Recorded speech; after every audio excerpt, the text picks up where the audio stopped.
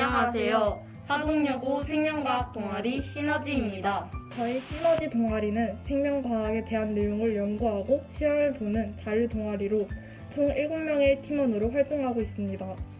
올해 저희 동아리의 연구 주제는 하동의 특산품이나 하동의 생태 환경이고 현재도 섬진강 생태계에 대한 연구를 진행하고 있습니다.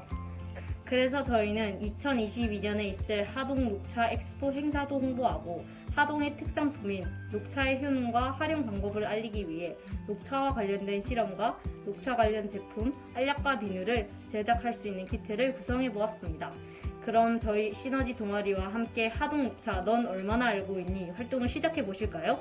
저희와 함께 하실 활동 중 처음으로 녹차의 효과를 알아볼 수 있는 3가지 실험을 함께 해볼 건데요.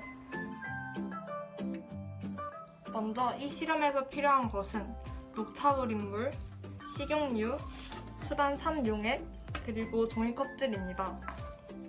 먼저 녹차를 우려냅니다. 이 녹차를 우려낸 물은 다른 실험에서도 쓰이니 버리지 않길 바랍니다. 수단 3용액은 지방을 검출하기 위해 사용되는 용액인 거 다들 아시죠? 먼저 녹차를 우린 물을 섞은 식용유와 섞지 않은 식용유를 각각 따로 준비합니다.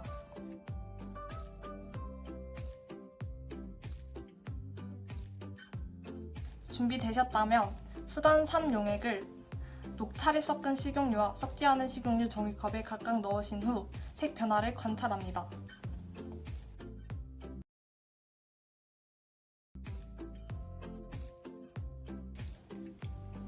녹차를 섞지 않은 식용유 쪽에 수단 용액의 색이 선홍색으로 변하는 것을 관찰할 수 있습니다.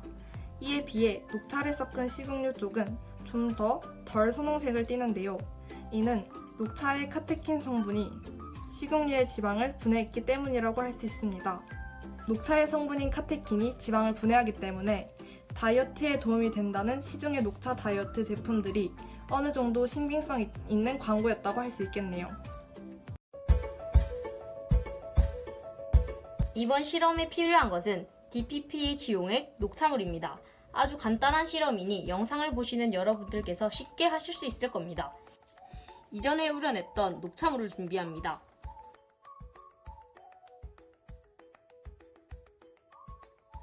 준비된 DPPH 용액을 녹차에 넣어 색 변화를 관찰합니다.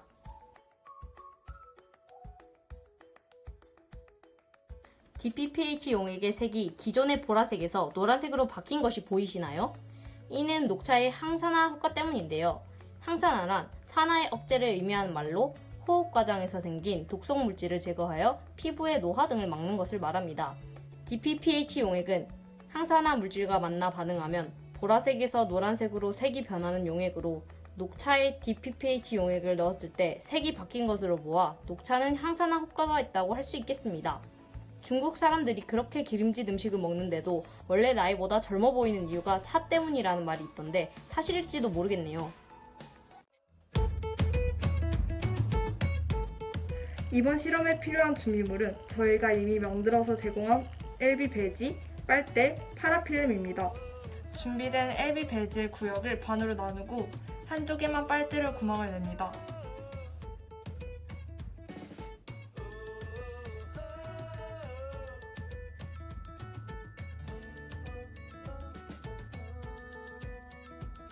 구멍에 녹차물을 조금 넣고 뚜껑을 닫습니다.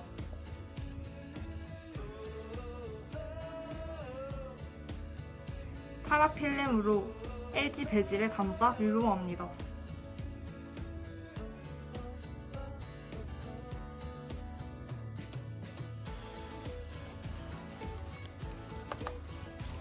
따뜻하고 직사광선이 들어오지 않는 곳에 뒤집어서 보관하시고 시간이 흐른 미생물이 자란 정도를 비교합니다. 요즘은 날씨가 따뜻한 편이라 2, 3일 정도면 미생물 배양 결과를 확인하실 수 있을 겁니다. 며칠 후에 결과를 확인하실 테지만 녹차를 넣은 주변에서 미생물이 덜 생성된다면 녹차가 미생물의 생성을 억제할 수 있다는 결론을 낼 수 있을 것입니다. 여러분들의 결과에 따라 녹차의 향균성이 입증될 수도 안 될 수도 있겠네요. 다들 실험해 보시고 결과를 댓글에 달아주시면 다른 분들과 비교할 수 있어 유익할 듯 합니다.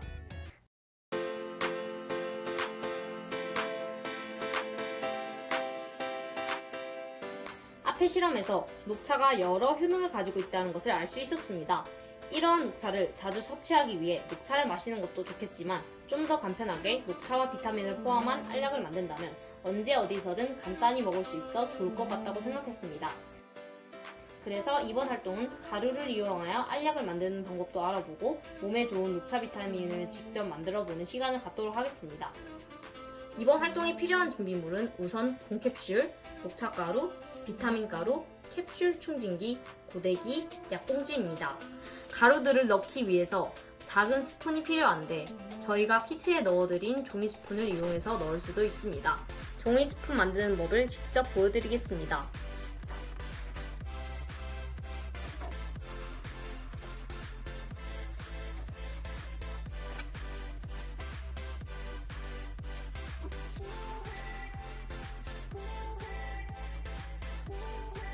스푼을 이용해 녹차가루와 비타민가루를 잘 섞습니다.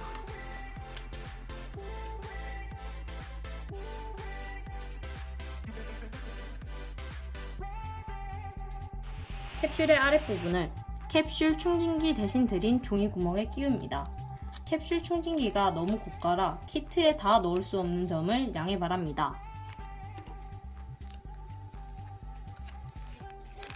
가루를 캡슐 아랫부분에 넣고 캡슐 윗부분에 뚜껑을 닫습니다.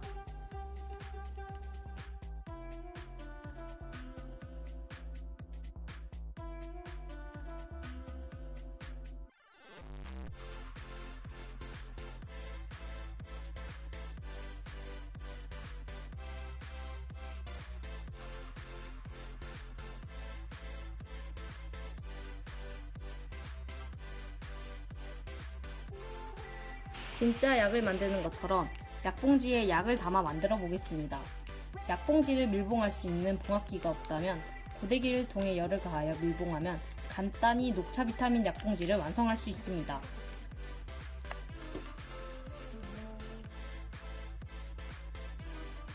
녹차가루, 비타민가루 둘 다 식용 가능한 것이지만 키트 제작 과정이나 배송 과정에서 오염되었을 수도 있으므로 가급적 드시지 않았으면 합니다. 물론 드셔도 몸에 큰 이상은 없겠지만 알약을 만들어 본 것으로 만족해 주시길 바랍니다.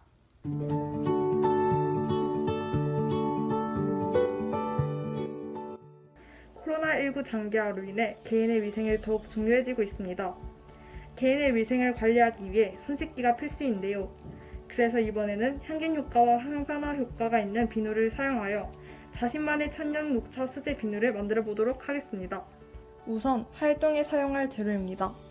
녹차 씨오일, 비누 베이스, 은박컵 또는 종이컵, 녹차 잎 모양 몰드 등이 필요합니다. 우선 은박컵에 초록색 비누 베이스를 녹여야 하는데요. 은박컵을 이용할 경우 불을 이용하여 녹이시고요. 전자레인지를 사용하시려면 안 쓰는 사기 그릇을 이용해 주세요. 전자레인지 1분 정도면 비누 베이스가 완전히 녹습니다. 녹은 비누 베이스에 녹차 씨 오일을 10방울 뿌려서 섞어줍니다. 뜨거우니 조심하세요. 어린 친구들은 부모님께 도움을 요청하세요. 혹시 녹차가루를 넣어보고 싶은 친구들은 액체에 녹차가루를 첨가해도 무방합니다. 이렇게 만들어진 액체를 제공된 몰드에 부어 1~2시간 정도 기다리면 초록색 녹차 비누가 완성됩니다. 냉장고에 넣으면 빠르게 굳겠지요? 몰드는 재사용 가능하니 여러 개의 녹차 비누를 만들 수 있겠네요. 이렇게 녹차의 여러 효능을 알아보는 실험과 녹차를 활용한 여러 제품들을 제작하는 방법에 대해 알아보았는데요. 이론만을 공부한 것이 아닌 직접 실험과 활동을 통해 알아보았기 때문에 더 기억에 남으실 거라 믿습니다. 특히 녹차의 효능 중 항산화 효과나 향균 효과는 코로나 시대를 잘 버티기 위해 꼭 필요한 것이라고 생각됩니다. 여러분 몸에 좋은 녹차를 마시고 함께 코로나 극복해보아요. 이상 하동여고 생명과학 자율동아리 시너지였습니다. 안녕!